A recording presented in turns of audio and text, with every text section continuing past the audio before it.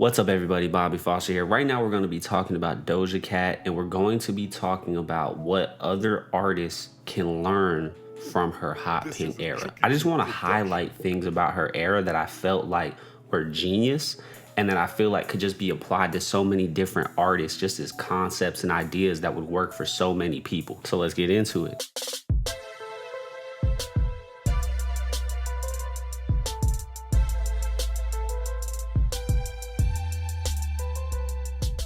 And you know what it is. This is Foster the Knowledge, where we react to music, break down music, talk about life, and have fun doing it. If you haven't liked this video, please hit that subscribe, that bell, hit that like button so we can continue on this journey of music together. Go ahead and join that Discord group chat if you want to talk to me more and join an awesome community. And don't forget to subscribe to the Patreon so you can get some awesome benefits like full album reactions, exclusive content, and early access to that content as well.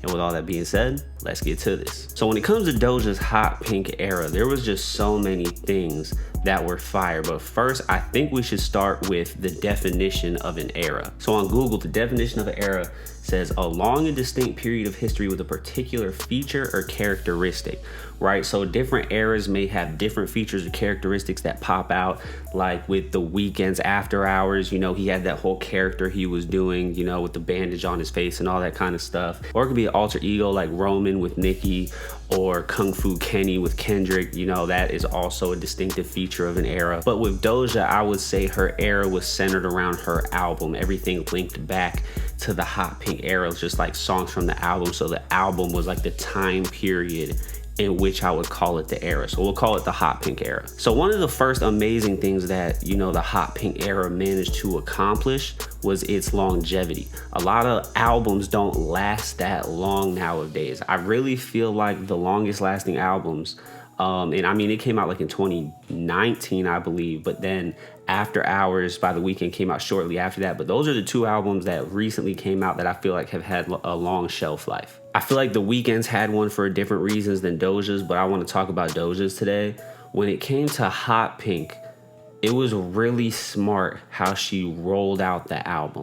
So let's start with the first thing, which is like, even though it had an extended life, there wasn't really any cohesiveness necessarily to the videos or anything like that. You know, it wasn't like The Weeknd where you had this character moving throughout all the videos or anything like that. But the era itself, it looked like she wanted to brand herself during the era as a diverse artist who could do many different things. And that was showed in a lot of different kind of ways. And I feel like the visuals were one way that was done. She would have different looks and different sounds on these videos.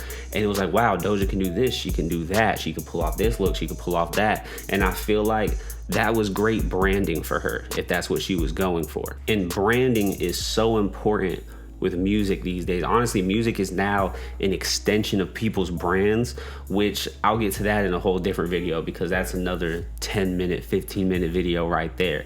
But Doja did a great job branding herself as this artistic, funny, nerdy, you know, just kind of like comedic presence in her music and her person that can do like a lot of different things. And I feel like people should take what she did with all the different kind of looks and everything throughout all the different videos. I think people should take that concept now. The reason why is we are seeing that singles are becoming more important than albums as a whole. And let me explain what I mean by that as far as like an era goes. So you look at people like Lil Nas X, right? Who every single he puts out, it's like almost like a different era in itself. He like completely markets and brands each single, right? I think we're also kind of seeing that with like Cardi B, because she like hasn't dropped an album, you know what I'm saying, since Invasion of Privacy, which was a while ago. She just keeps kind of like doing singles and marketing the singles. And because of the streaming era, that can lead to success. But I think it also works in an album context because people are going through content so fast now, they want to see different things or they get bored really quickly. So if each single from your album comes out and it's different, I feel like people appreciate that nowadays. I don't think there's anything new. I think artists have been doing that, except now I feel like it hits more. Like I feel like it's more of like a strategy you can employ that will work because people like that variety nowadays. People don't want to see the same content over and over and over anymore because there's just so much availability to them that if you as an artist can hit multiple lanes but still seem like you, which Doja's really good at. She could do a whole bunch of different things, but she still seems like Doja in all of them.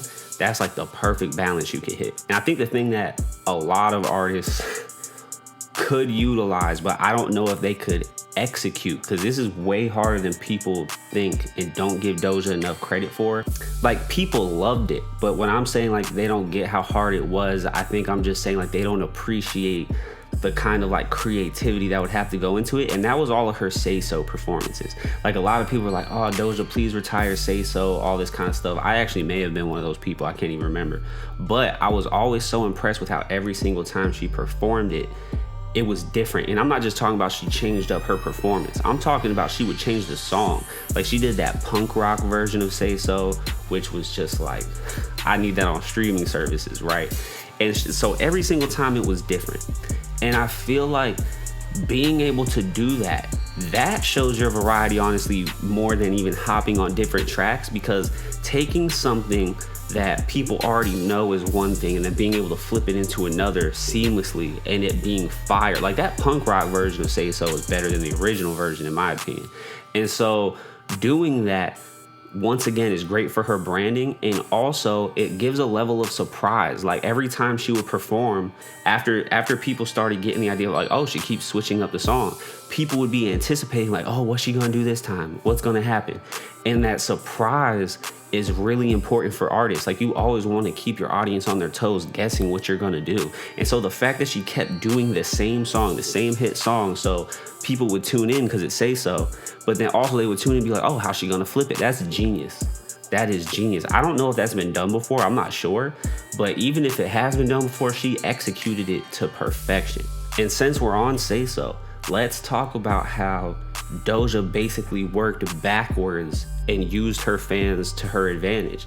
And I don't mean taking advantage of them, I mean using them to her advantage as branding and marketing. So like, when Say So popped off, it popped off on TikTok, and on TikTok someone made a dance to it, and the visual for Say So, Doja's visual, hadn't come out yet, and she decided to use the viral dance from TikTok in the Say So video, which is genius. Like, it's basically like crowdsourcing your ideas and putting it in your video. That is genius.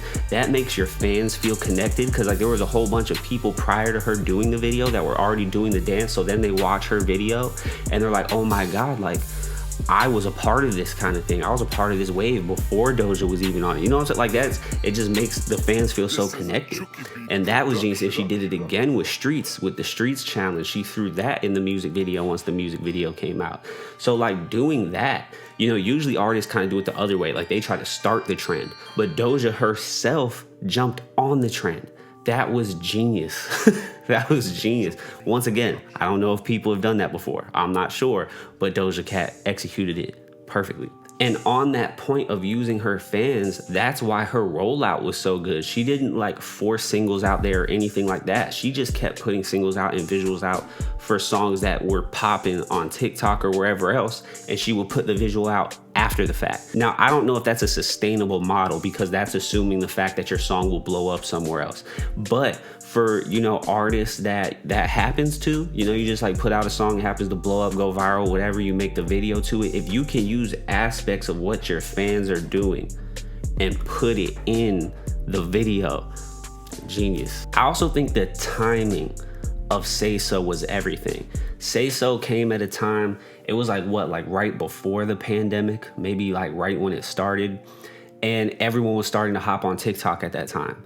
And so it was like one of the first gigantic hits of TikTok, right? Like, was it, I don't remember if it was the first #1 off TikTok. It might have been Savage or whatever. Those are like basically at the same time. So for Meg and Doja, like, the timing was perfect, because everyone started hopping on TikTok because of the pandemic, and they like use that momentum, right?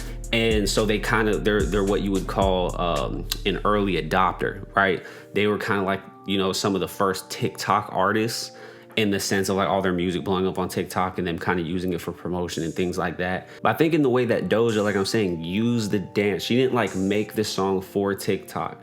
She used TikTok.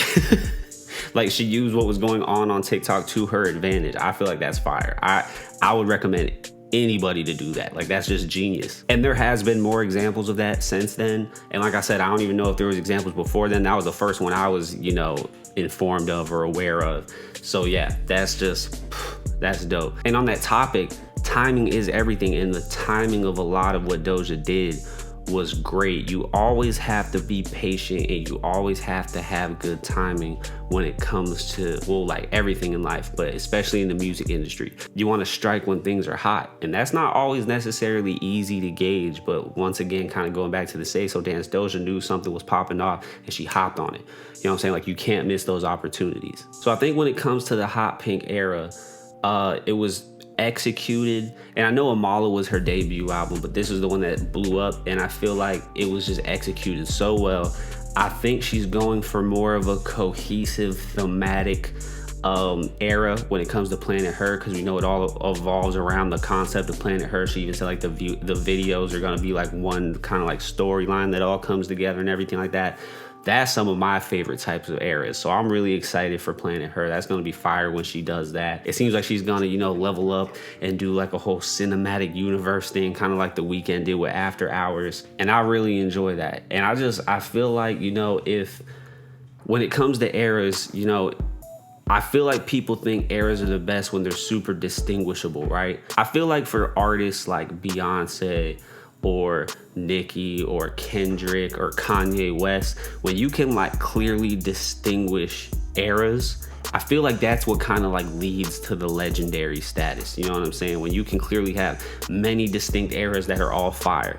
And so I feel like Doja's on the way to that. She's got a long way to go, but I feel like she has the potential, especially with where she's heading with Planet Her. But yeah, like those distinct eras are everything. So I like where Doja's heading. But y'all let me know what y'all think in the comments, what the dopest part about the Hot Pink era was. And you know what it is. This is Foster the Knowledge, where we react to music, break down music, talk about life, and have fun doing it. If you haven't liked this video, please hit that subscribe, that bell, hit that like button so we can continue on this journey music together. Till next time, I'll see y'all.